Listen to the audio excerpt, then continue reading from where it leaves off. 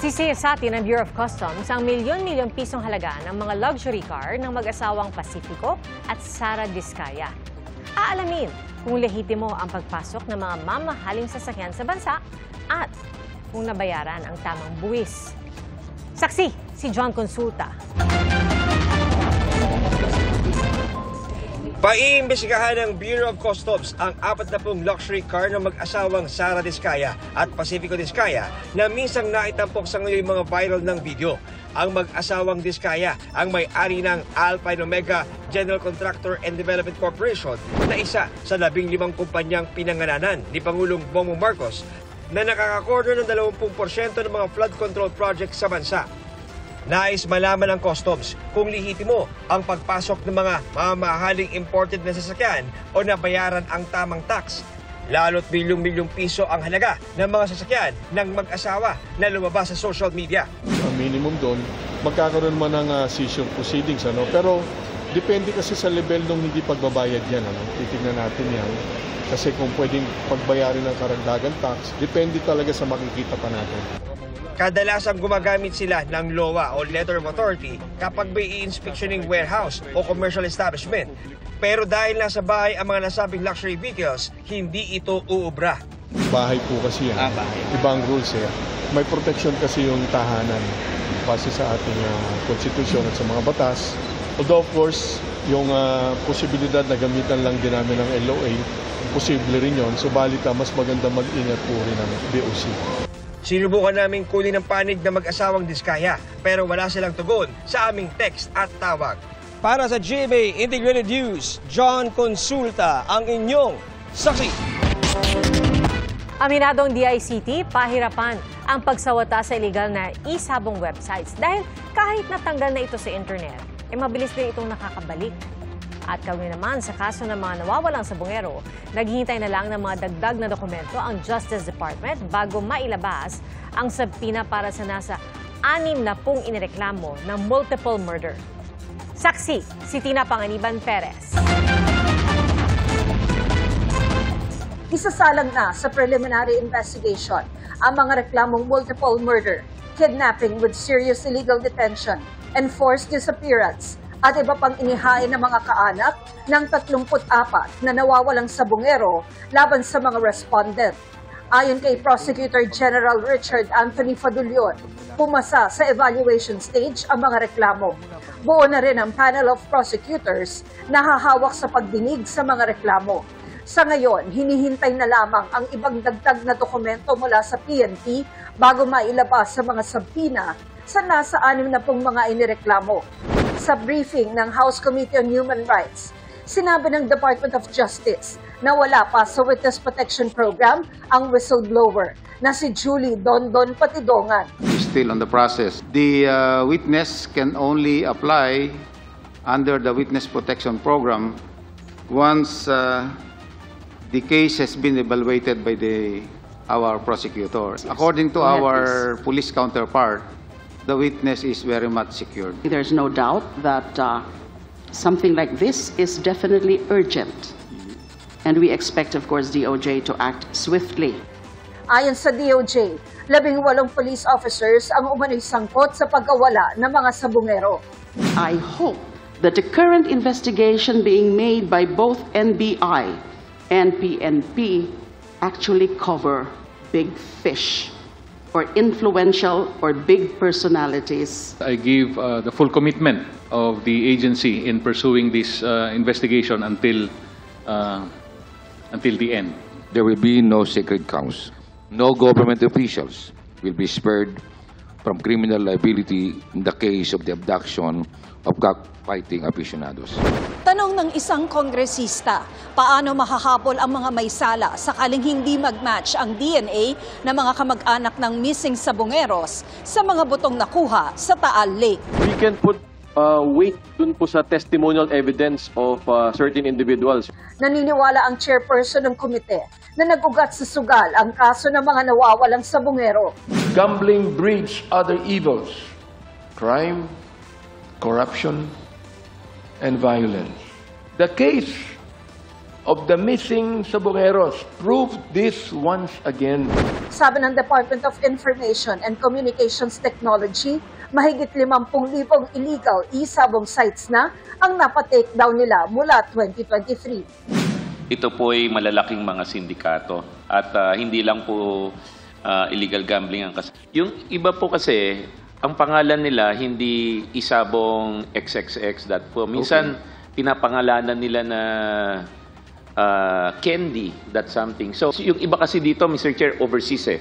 Bagamat nate-take down po, mabilis din po itong lumulutang. Gano'ng kabilis sila nakakabukas ng bagong site?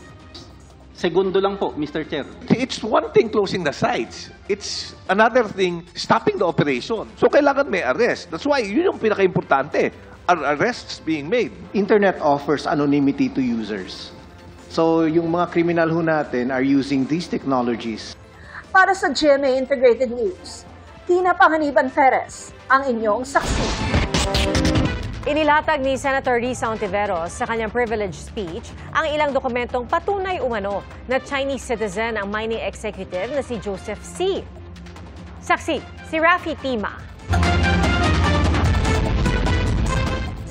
Malinaw sa mga dokumentong ito, ayon kay Senador Risa Ontiveros, Chinese national at hindi Pilipino ang mining executive na si Joseph C. na inaresto ng Bureau of Immigration noong nakaraang linggo. Sa kanyang privilege speech, ipinakita ng senadora ang kopya ng Alien Certificate of Registration na isang Zhong Zhenchen na may alias na Joseph C. Makikita dito ang kanyang fingerprint. Ikinumpara raw ito ng Bureau of Immigration sa fingerprint ni Joseph C. sa kanyang Philippine passport. Kumpirmado yan. Hindi haka-haka. Hindi madadaya ng AI. At kahit hindi tayo mga fingerprints experts, hindi naman siguro madi-deny pag pinagtabi ang photo niya dito sa ACR at ng kanyang passport na ang Chinese na si Chen Zhongzhen at ang di umanong Pilipino na si Joseph C. ay one and the same. Nakababahala ayon sa senadora na tulad ni Alice Go, tila nalusutan ng mga ahensya ng gobyerno para makakuha siya ng Philippine passport at magpakilalang Pilipino. Bukod sa naging honorary member siya ng Philippine Coast Guard Auxiliary, honorary chairman din siya ng Philippine Silk Road International Chamber of Commerce. Bakit nakakabahala?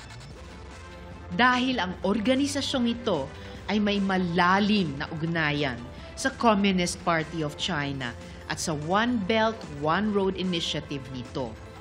Sa photo na naka-flash ay ipinapakita ang isang online summit kung saan nandoon ang kanilang grupo. Ipinakita rin ng senadora ang isang online article sa China kung saan ifiniture ang isang Xi Jianzhong na ipinanganak sa Donghua Village sa Xinjiang City, Fujian Province sa China. Bagamat inanunsyo ng PCG na tinanggal na si Joseph C. bilang auxiliary ng PCG, nakababahala umanong paano siya nakapasok dito. Ito ay tahasang pag-atake at paglapastangan sa ating pambansang interes at seguridad. Pinaglalaruan na tayo ni Mr. Joseph C., a.k.a. Chen Zhongzhen, a.k.a. Xi Zhenzhong. Dapat may managot. Ngayon, kailangan natin itanong, who is responsible for the registration of birth of Joseph C.? Nagsampa na ng resolusyon sa Senador Ontiveros para imbestigahan ng Senado ang kaso ni Joseph C. Nauna nang nanawagan ng kumpanya ni C na Global Ferronickel Holdings na palayain ang kanilang chairman. Git nila, valid umano ang Philippine passport ni C. Hindi siya sangkot sa kahit anong kriminal na aktibidad at malaki ang kontribusyon sa ekonomiya dahil sa mga buwis at regulatory fees na ibinayad dito sa gobyerno. Para sa GMA Integrated News, Rafi Tima ang inyong saksi. Mahigit 600 milyong pisong halaga ng smuggled na sigarilyo nasabat ng Bureau of Customs sa isang warehouse sa Plaridel, Bulacan. Ayon kay Customs Commissioner Ariel Nepomuceno, hindi dumaan sa BOC ang kahon-kahon ng mga sigarilyo at ipinuslit sa pier sa Tondo, Maynila. Dagdag pa niya, walang mga permit, walang tax stamp, hindi registered at walang graphic health markings ang mga sigarilyo. 3 ang naaresto, kabilang na ang may-ari na isang half-Chinese. Wala pa silang payag. Inaalam na rin ng intelligence group ng BOC kung paano naipasok ang mga imported na sigarilyo sa bansa. Kawalan ng mga nakakasuhan at napapakulong na big-time smuggler tinalakay sa pagdinig ng Senate Committee on Agriculture, Food and Agrarian Reform. Puna ng mga senador, sa kabila ng dami ng mga nasasabat na kontrabando, wala namang big-time smuggler na napaparusahan. Kasi ngayon, under the Anti-Agri Economic Sabotage Law, kahit yung broker, kahit yung consignee, kahit yung may-ari ng warehouse, lahat yan pwedeng masampahan ng non-bailable offense of economic sabotage. Meron kami 4 na kasuhan, but the reality is, ang pwede lang namin ikaso is quarantine law at food safety. Bigyan niyo ho kami ng enforcement power. Ako na magagaranti sa inyo, may makukulong. Natalakay rin sa pagdinig ang pagsadsad ng presyo ng palay ngayong anihan. Kaya raw dumadaing ang mga magsasaka, nalugi na sila. Ayon sa grupong Federation of Free Farmers, magandang hakbang na sana ang importation ban na iniutos ni Pangulong Marcos, pero huli na ito. Aminado naman ng Department of Agriculture sa mababang presyo ng palay. Isa sa naisip na solusyon ang pagkakaroon ng drying facility para hindi magbenta ng basang palay ang mga magsasaka na mas mababa ang presyo. Para sa GMA Integrated News, Sandra Aguinaldo, ang inyong saksi. Tinukoy ni Batangas 1st District Representative Leandro Legarda Leviste kung sino ang pumipili umano ng mananalong bidder sa mga flood control project sa kanyang distrito. Batay po yan sa sinabi raw sa kanya ng District Engineer ng Batangas na inaresto dahil sa alegasyong panunuhol. Saksi, si Ian Cruz. Tumagilid na ang diking ito sa bahagi ng Pansipit River na sakop ng Lemery, Batangas. Bumitaw na kasi sa kinakabitang konkreto ang ikinabit na sheet pile. Peligroso tuloy ang bahagi ng dike na dinaraanan ng mga residente. Dati raw yung kinatatayuan ko ngayon ay kapantay nitong gilid ng dike, pero nga sa pagdaan ng Bagyong Christine, nangyari nga po, nahati ito at humilig papunta sa Pansipit River itong dike. At napansin din natin na madalang yung mga bakal dito at may mga putol nga po kaya nung dumaan nga yung rumaragas ang tubig dito, bumitaw talaga yung dike. Sa kabilang pampang naman na may dike rin, bayan ng Taal na ang nakakasakop. Sabay lang umanong ginawa ang parehong dike, pero sira na ito bago pa humagupit ang Bagyong Christine no October 2024. Lumala lang ang sira dahil sa bagyo. Sa dami naman dumadaan dito, tsaka yung mga estudyante dito rin nadaan para po pumasok sa school na yun. Shortcut kasi nadaan to. Minsan, maakyat sila, wala naman hagdanan. Basta tiyaga lang, basta akyat. Baka kako yung mga dumadaan to, yung mga aksidente. Kabilang ang mga flood control project sa Pansipit River sa mga iniimbestigahan ng first-time congressman ng unang distrito ng Batangas na si Leandro Legarda Leviste. Nagsisimula raw sa nilutong bidding ang mga proyekto ng Department of Public Works and Highways sa kanyang distrito. Ang sinabi sa akin ni DE ay sila ay nag-advertise ng mga projects for bidding. May mga contractors na bumibili ng mga documents, nag-uusap-usap daw sila para yung isa na na-identify ay manalo. At ang pumipili umano noon ng mananalo na sinabi umano sa kanya nang ipinaaresto niyang si DPWH District Engineer Abelardo Calalo. Ay yung pinalitan kong congressman. Pinalitan niya si dating swimming Olympian Eric Buhain na naupong congressman ng 1st District ng Batangas mula 2022. Sinisika pa naming kunin ang panig ni Buhain. Sabi ni Leviste, hindi lang flood control project, kundi pati ang ibang proyekto gaya ng kalsada at kahit ang mga reflective road markers gaya ng cat-eye ay sisiyasatin niya ang kalidad at halaga ng proyekto. Para sa GMA Integrated News, Ian Cruz ang inyong saksi. Isang panibagong low pressure area o LPA ang nabuo sa kanluran ng bansa. Huli po yang namataan sa layong 225 kilometers kanluran ng Iba, Zambales. At ayon sa Pag-asa, mataas ang tsansa nitong maging bagyo sa mga susunod na oras, pero posible ring lumabas ng PAR bukas. Kung sa loob ng PAR ito maging bagyo, papangalanan itong bagyong Jacinto. Ramdam na po ang epekto ng trough o extension ng LPA sa ilang bahagi ng Luzon. At hinahatak din ng LPA ang habagat na magdadala pa rin ng pag-ulan sa iba pang panig ng bansa. Sa datos ng Metro Weather umaga bukas, may pag-ulan na sa Palawan, Western Visayas at Negros Island Region. At pagsapit ng hapon, may pag-ulan na rin sa malaking bahagi ng bansa, kasama na rin ang Northern at Central Luzon, iba pang probinsya ng Southern Luzon, Bicol Region, Eastern Visayas, Zamboanga Peninsula at Soc-Sargen. May malalakas na ulan kaya mag-ingat po sa banta ng pagbaha o landslide. Sa Metro Manila may tsansa pa rin ng ulan lalo na bandang hapon at gabi. Dinisarmahan at isinailalim sa preventive custody ang 2 pulis Marikina na inireklamo ng pamamolesya ng kanilang kabarong babae. Saksi si Mark Salazar.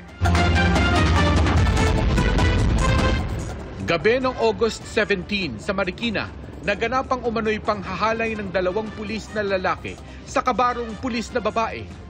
Magkakakilala silang 3 dahil iisa ang kanilang unit sa Marikina City Police Office. Allegedly, sinakay siya ng 2 kasama niya sa unit sa Marikina and nagpark sila sa isang area at nangyari yung alleged na pagmulis siya sa kanya. Allegedly, yun nga, hinawakan siya nung kasama niya na pulis sa maselan na part ng katawan niya. Doon sa loob mismo ng mobile. Ang nabasa ko doon sa ano niya at is only hinipuan siya. But as to the sexual act, hindi pa malinaw. Pagkailang araw, nagkalakas ng loob ang police woman na maghain ng reklamo. Mga sinabing sa kanya na sabi, atin lang ito. Then after that, yun. After several days, doon siguro na-realize ng ating victim or complainant na she has to report.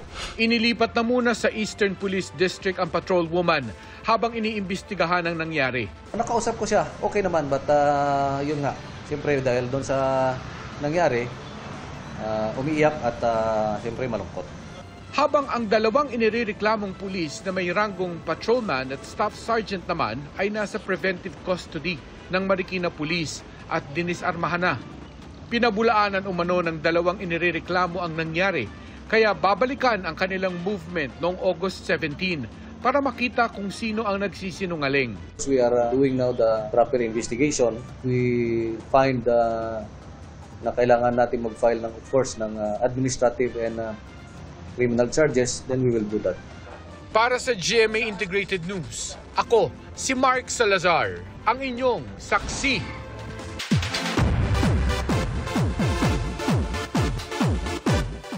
Nag-taping na magkasama sina David Licauco at Jillian Ward para sa GMA Prime series na lang Never Say Die. Mapapasabak sila sa mas maaksyong eksena rito.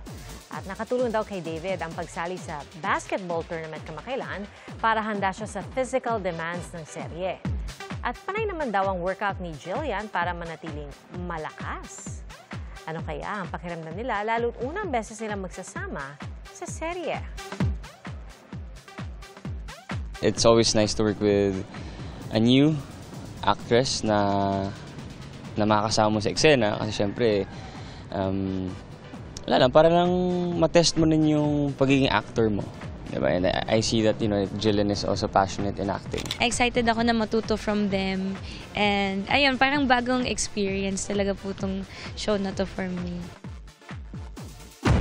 Bago pa man lumaban sa Southeast Asia Video Festival for Children sa Thailand, nakakuha na ng parangal sa 5th Cinebata Awards ang Squad Game episode ng Daig Kayo ng Lola Ko.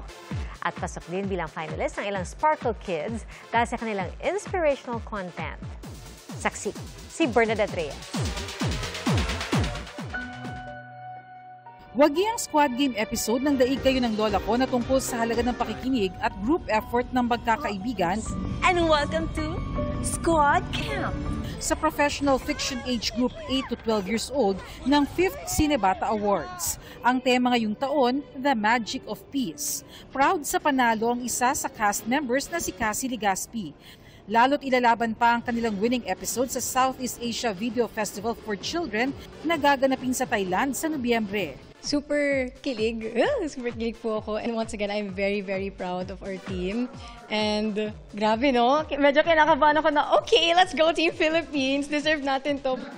Finalist naman ang Sparkle Kids na sina Jordan Lim, Aljon Banayra, Erica Laude at Jordan Baldonido para sa children video makers 12 years old and under dahil sa kanilang media content na nakaka-inspire sa mga kabataan. We're very grateful po because we got this opportunity. Ang matutunan po ng mga bata is to not have trouble. There's nothing, if pag may trouble ka, there's no peace. Maging lagi pong bati-bati po yung isa't isa po, wala pong nag-aaway. Panoorin po na yung mga educational. Kasi if you play too much games, your brain might feed bad stuff. Masaya naman ang Anak TV ambassadors na sina Sofia Pablo at Allen Ansay na nakatulong sila sa pag-educate sa mga bata. Maging aware tayo kasi every time naman na may mga palabas, may ano naman dun, may parang may sign naman kung para sa age nila yon. So, maging aware tayo lalo na sa social media kasi marami ngayon mga link na pinagbabawal, katulad ng Miss Elvira na magugulat ka na lang, mahakan or makakapanood ka ng mga bawal panoorin. Sana mas turuan na magsanay ulit sa mga larong larong pambansa ng Pilipinas, yung mga patentero. Kadalasan bibigyan ng iPod. Sinibata is giving you opportunity to express yourself but also to enjoy, to have fun, and then to realize that you have the talent given by God. Use it in the right way. Para sa GMA Integrated News, Bernadette Reyes ang inyong saksi.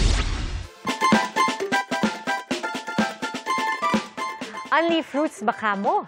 Nag-uumapaw ang mga prutas sa Timpupo Festival sa Kidapawan City. Ipinarada roon ang mga tricycle at truck na pinalamutian ng iba't ibang mga prutas at gulay. At ang idineklarang panalo, nag-uwi ng 100,000 piso. Libre ring naiuwi ng mga bisita at residente ang mga prutas at gulay. Sa Spain naman, batuhan ng kamatis ang ganap sa taunang Food Fight Festival na La Tomatina. Tumagal ng 1 oras ang batuhan. Lumalangoy na nga sa tomato pulp ang mga nakilahok. At pinaniniwala ang noon pang 1945, nagsimula ang tradisyon ito. Mga kapuso, maging una sa saksi.